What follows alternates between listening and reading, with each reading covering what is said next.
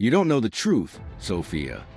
James's voice was low, almost a whisper, but it cut through the night like a knife. Sophia tightened her grip on Ethan, her pulse pounding like a war drum in her ears. What truth? She asked, dread twisting in her gut. James exhaled sharply, his green eyes shadowed. About why I found you, why I helped. The world seemed to lurch. The apartment, the job, her mother's miraculous treatment. Had it all been a lie? Before he could answer, a loud thud echoed from outside. Sophia spun toward the window. A figure moved in the darkness, watching, waiting. And just like that, she knew. Someone else wanted her to hear the truth first. The air inside the Boeing 737 was stale, thick with recycled tension as Sophia Carter wrestled her 1-year-old son, Ethan, into the narrow window seat. At 28, she was a mess of frayed nerves and fierce pride, her chestnut hair yanked into a messy bun, her brown eyes ringed with exhaustion. She'd barely scraped together the $189 for this last-minute flight from Denver to Boston, her savings drained after a call that still echoed in her mind. Her mother, Margaret, had collapsed from a stroke. The neighbor's voice had quavered. She's alive, but it's bad. Ethan squirmed, his chubby hand smacking the tray table, scattering a handful of Cheerios. A woman 2 rows up shot a glare over her shoulder, and Sophia's face flushed. "Please, buddy," she muttered, digging a pacifier from her overstuffed diaper bag. Her phone buzzed, ran overdue. 72 hours to pay or eviction starts. She silenced it, her chest constricting, one crisis at a time. Across the aisle, James Lawson adjusted his tie, his crisp suit a stark contrast to the rumpled chaos of economy class.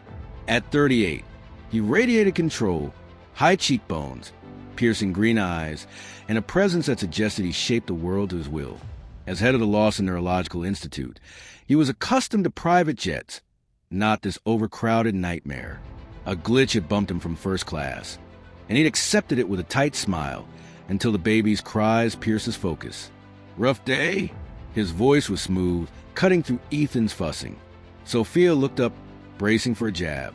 Instead, she found a raised eyebrow and a bottle of water dangling from his hand. "Rough year," she grumbled, taking it. Ethan lunged to the bottle, and James's lips quirked into a grin, disarming, almost playful.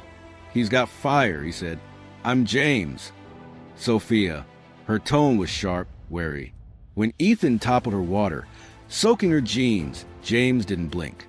He flagged a flight attendant, murmured something about available seats, and within minutes, Sophia and Ethan were relocated to a blessedly empty row near the galley. More space, fewer glares. "Why?" she asked, eyes narrowing. James shrugged, leaning against the bulkhead. "I don't like seeing people sink when I can toss a line." That's it. It sounded too polished, too tidy. Sophia's ex, Matt, had been a charm or two until he'd vanished 3 days after Ethan's birth, leaving her with a maxed-out credit card and a ghosted phone number. She didn't trust easy kindness anymore. Still, she nodded, too exhausted to argue. Boston greeted her with gray skies and a hospital that reeked of antiseptic and despair. Margaret lay in a sterile bed, her once vibrant face slack, her hands limp. A stroke, the doctor said, severe, uncertain recovery. Sophia sat vigil, Ethan dozing in a stroller, her mind reeling. She couldn't lose her mom, not when her diner job barely covered diapers, let alone rent, not when eviction loomed like a blade. A knock startled her. James stood in the doorway, a leather briefcase in hand, his suit pristine despite the late hour. "I heard about your mother," he said. "My institute specializes in neurological cases. Let me help." Sophia stiffened. "I don't take charity." "It's not charity," he replied, unfazed. "It's what we do. Top care, fully funded. No strings." Pride screamed no, but Margaret's shallow breathing silenced it. "Fine," she whispered. By morning, Margaret was in a private wing, surrounded by specialists from James's institute. Sophia watched stunned as he orchestrated it, calm, precise, like a maestro with an unseen baton. A quick Google search later confirmed his story. James Lawson, billionaire philanthropist, medical innovator. No scandals, just accolades. It was too perfect. Nobody was as flawless. He didn't vanish, as she'd expected. He brought coffee, black, no sugar, exactly how she liked it. Checked on Margaret, even distracted Ethan with a silly game of peek-boo.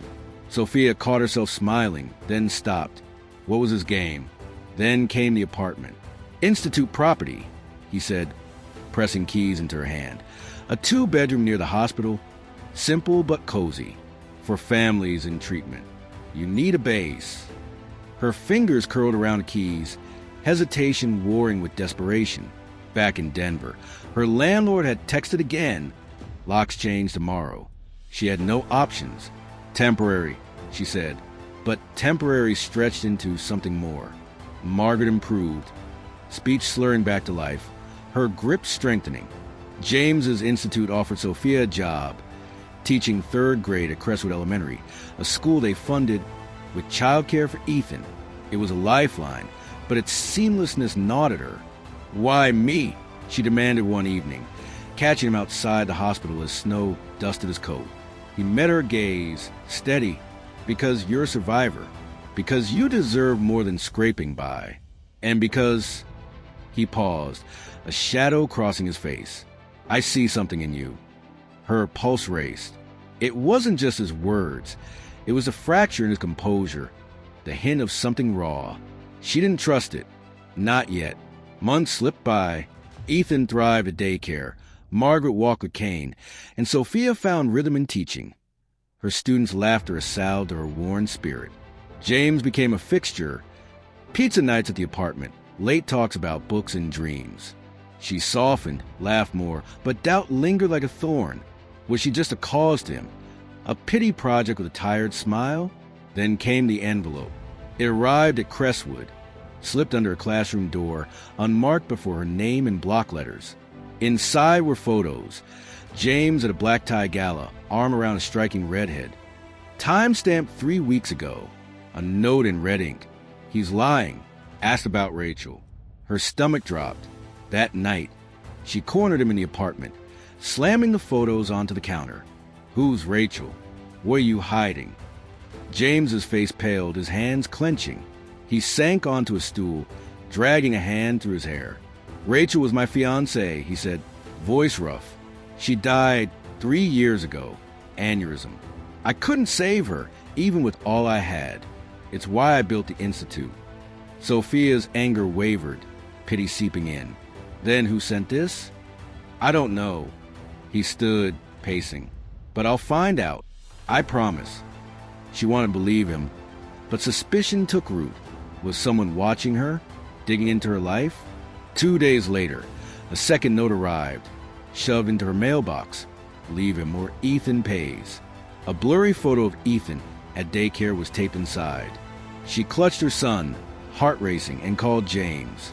He arrived in minutes, his calm replaced by a steely resolve. We're ending this, he said. James hired a private investigator, a grizzled ex-cop named Carter, while Sophia installed cameras and kept Ethan close. The tension strained their fragile bond, but he didn't pull away. I won't let you get hurt, he vowed, and she almost believed him. Carter dug fast. The notes traced to a burner phone, the photos to a hacked Institute server. Then, a breakthrough. The gala redhead wasn't a lover. She was Dr. Emily Pierce, a neurologist James had fired for falsifying research. She'd disappeared after a public outburst, swearing vengeance. She's unstable, Carter warned. And she's not alone. Doubt deepened when Sophia found a third note under a car wiper. He's hiding more. Check the basement. It pointed to the Institute-owned apartment building. Against her instincts, she told James. His jaw tightened. There's nothing down there but storage, he said, but his eyes flickered. Late that night, they descended together. Flashlights slicing through the basement's gloom, cobwebs brushing their shoulders. Amid boxes and old furniture, Sophia spotted a locked filing cabinet. Open it, she demanded. James hesitated, then pulled a key from his wallet. Inside were files, dozens of them labeled with names and dates. One caught her eye. Carter Margaret. She yanked it out, scanning pages of medical notes. experimental treatments, unapproved drugs. "What the hell is this?" she snapped. "It's not what you think," James said, hands raised. "We test new protocols, legal but cutting edge. Your mom's in a trial, fully consented. Check her records." She did later with Margaret awake and lucid. "I signed up, honey," her mother confirmed. James explained everything. Relief battled lingering unease. He wasn't lying, but he wasn't fully open either. Carter's next call chilled her. Emily wasn't just bitter. She'd teamed with Matt, Sophia's ex, who'd resurfaced after years of silence. "He's broke, furious," Carter said. "Blames you for his mess. They want to ruin James, and you're collateral." The pieces snapped into place. Matt's grudge, Emily's vendetta. They'd tracked her to Boston, weaponizing her new life. James's face darkened as he listened. "I should have seen this," he muttered. The climax came at Crestwood Spring Fair. Sophia was supervising a booth when Matt appeared, gaunt, unshaven, eyes wild. "You think you're safe with him?" he sneered, stepping too close. Ethan clung to her leg, whimpering. Before she could react, Emily emerged from the crowd, a syringe glinting in her hand, meant for James, who'd just arrived. Chaos erupted.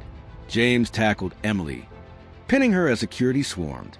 Matt bolted but was caught blocks away, ranting about what he deserved.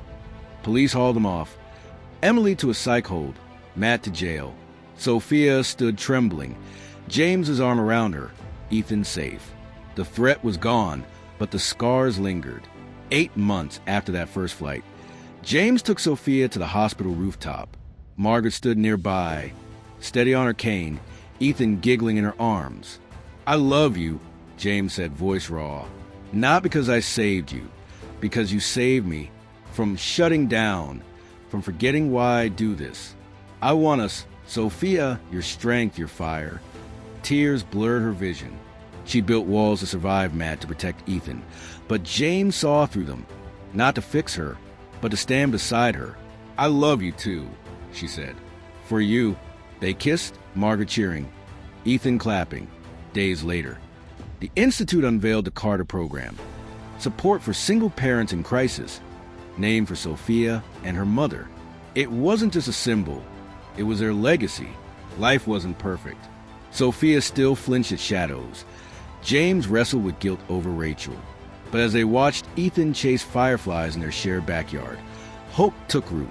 From a chance meeting at 30,000 feet to a family forged in fire, their story was messy, real, and theirs